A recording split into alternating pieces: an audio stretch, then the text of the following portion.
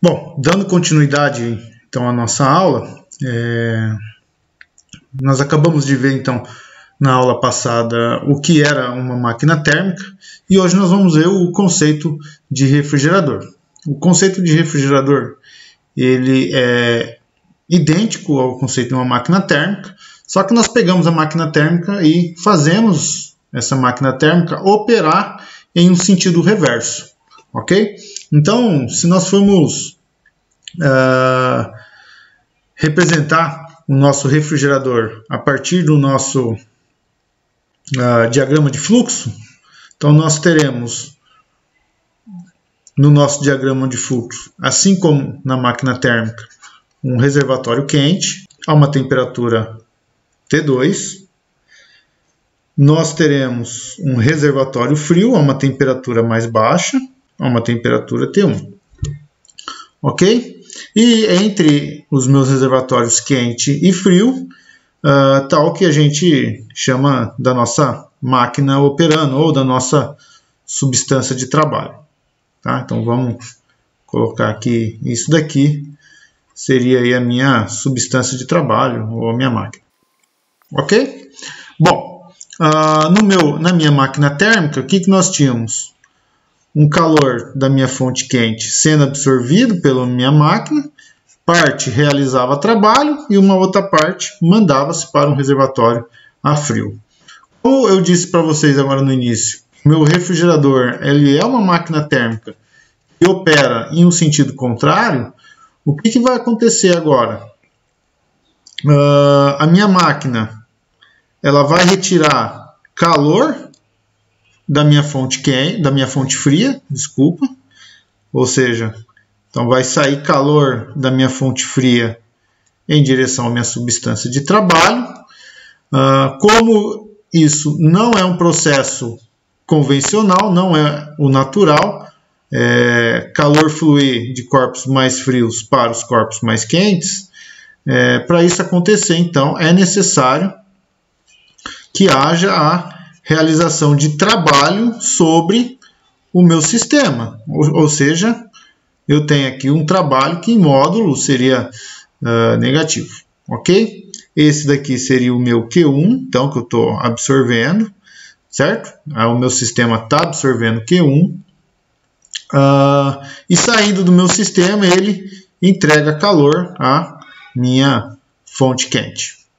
Ok? E aí ele entrega calor, então, à minha fonte quente. Ou seja,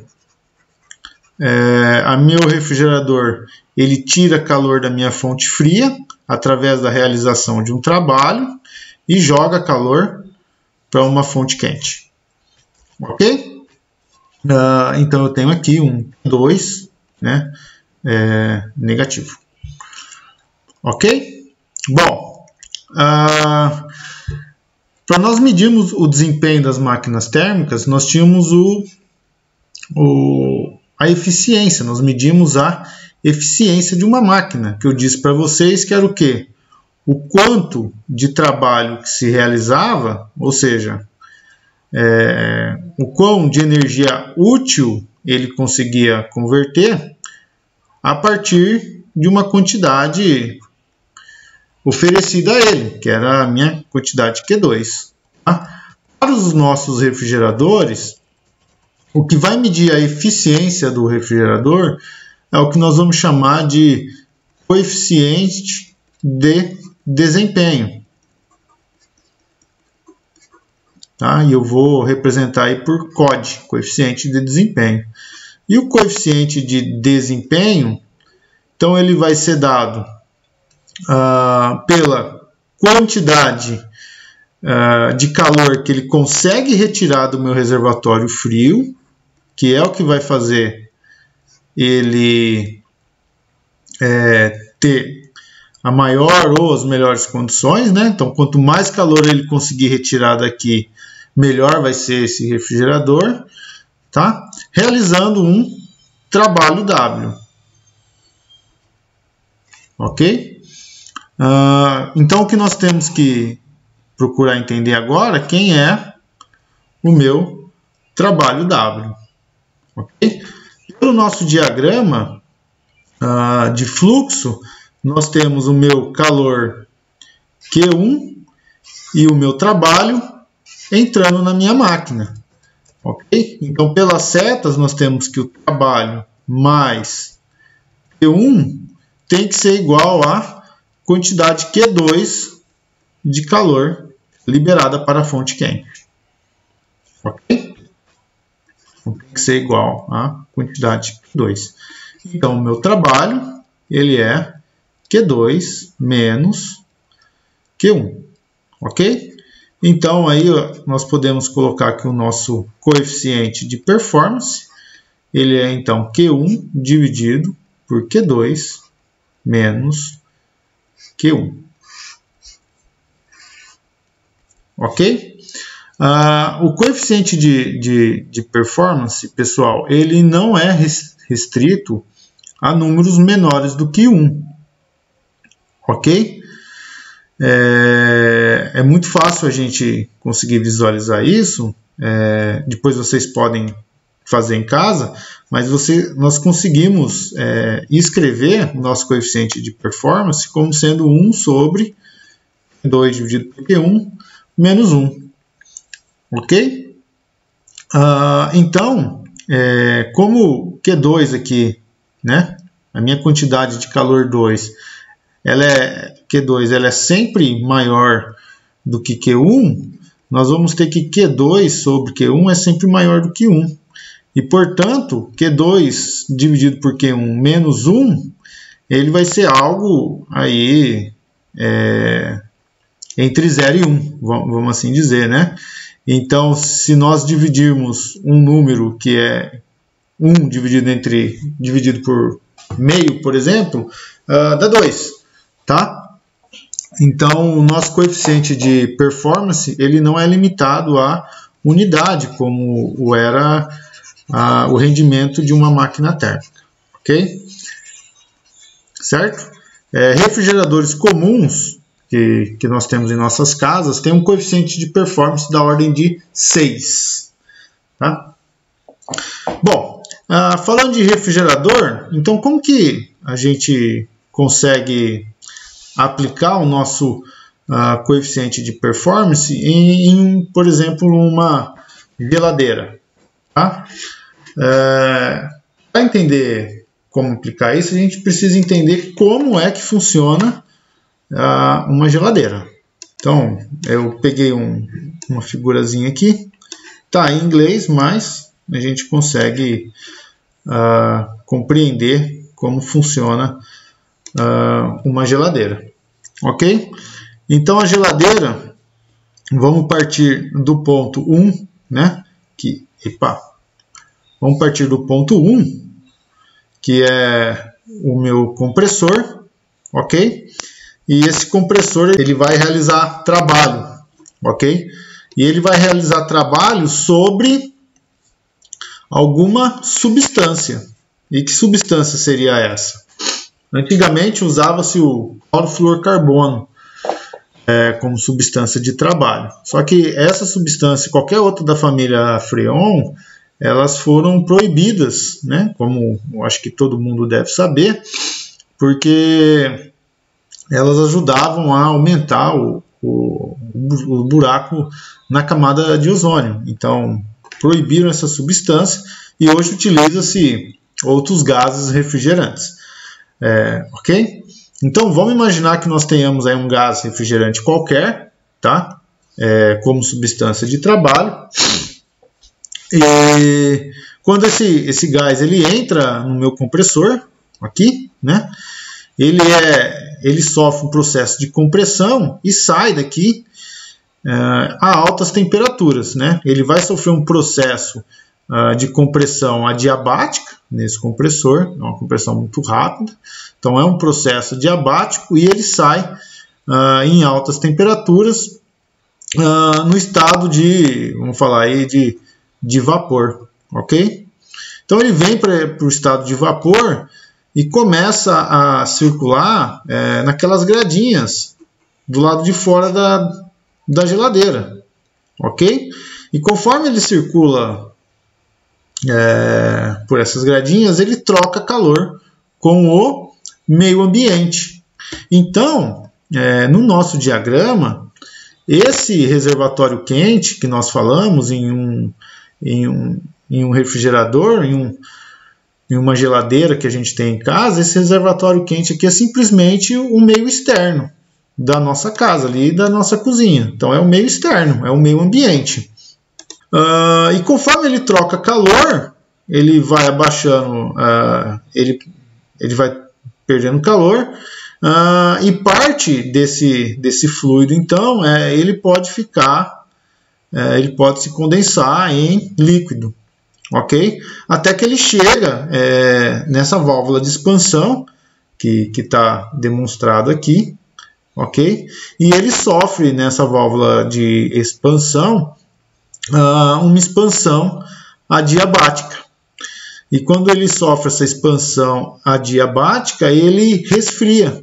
Tá? Então ele deixa a alta temperatura e resfria. E vai então para dentro da nossa geladeira, tá? Que está demonstrado por esse conjunto de serpentinas aqui.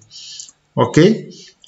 Então, como ele está dentro da geladeira, e se eu tiver lá, imagina que nós tenhamos, sei lá, uma maçã lá dentro, toda bonitinha, a uma temperatura maior do que a temperatura do nosso líquido, né? O que vai acontecer? Aqui está gelado, então ele vai roubar calor desse meio que está dentro da geladeira, que é o nosso reservatório frio, que é essa parte aqui da nossa máquina térmica. Parte desse líquido ele pode se evaporar ou não, tá? De tal forma que na saída, quando ele vai entrar para o nosso compressor, nesse ponto aqui, a gente pode ter, por exemplo, uma fase de vapor mais líquido, sem problema nenhum. Não necessariamente ele vai estar apenas no meu estado líquido. Como ele trocou calor, ele recebeu calor da parte de dentro dos nossos alimentos, né?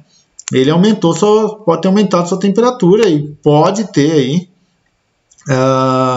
ido para uma fase de vapor também, ok? E quando ele volta, então quando ele sai da minha geladeira, que é essa parte aqui de dentro da minha geladeira, ele entra novamente no compressor e o ciclo passa-se a se repetir.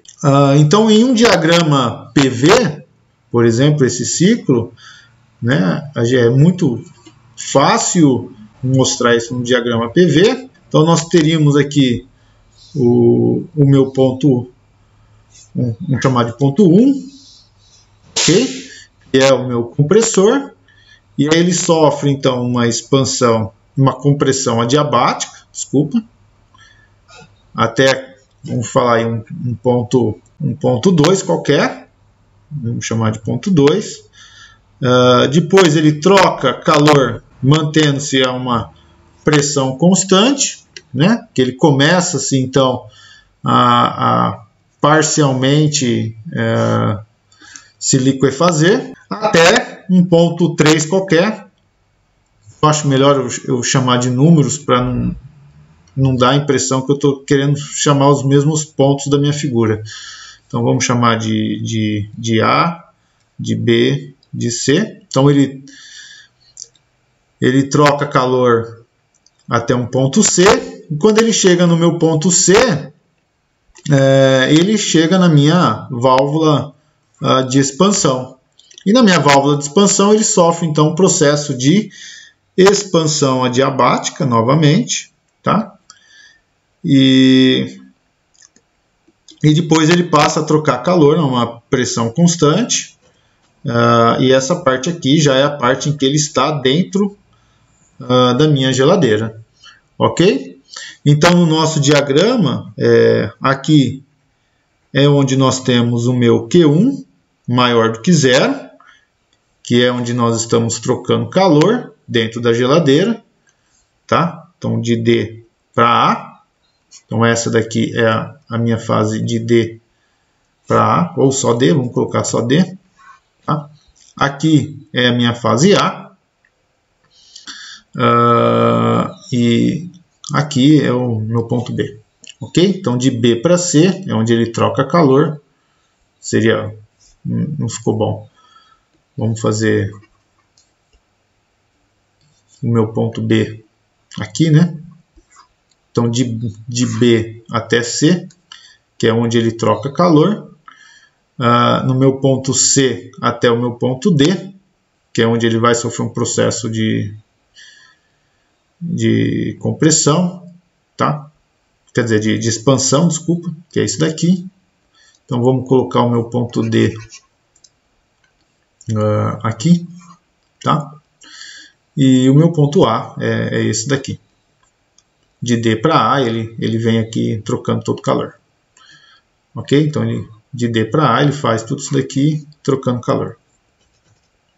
Vamos deixar assim. Ok? Então, de D para A, ele absorve calor. E de B para C, ele vai, então, o quê? Liberar o meu calor Q2. Opa, negativo, desculpa. Que é justamente essa minha parte aqui, em que ele vai liberar calor Q2. E a gente consegue, então, calcular o coeficiente de performance, né? O coeficiente de performance, que nós falamos que é Q1 dividido por Q2 menos o meu Q1.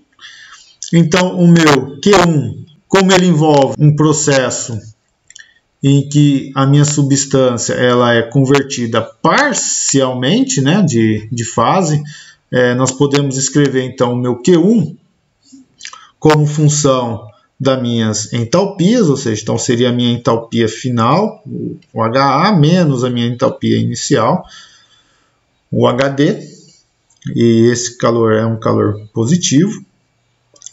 E o meu calor Q2 também, né, ele envolve uma transformação de fase, onde ele deixa de ser fase vapor e condensa-se parcialmente numa fase líquida.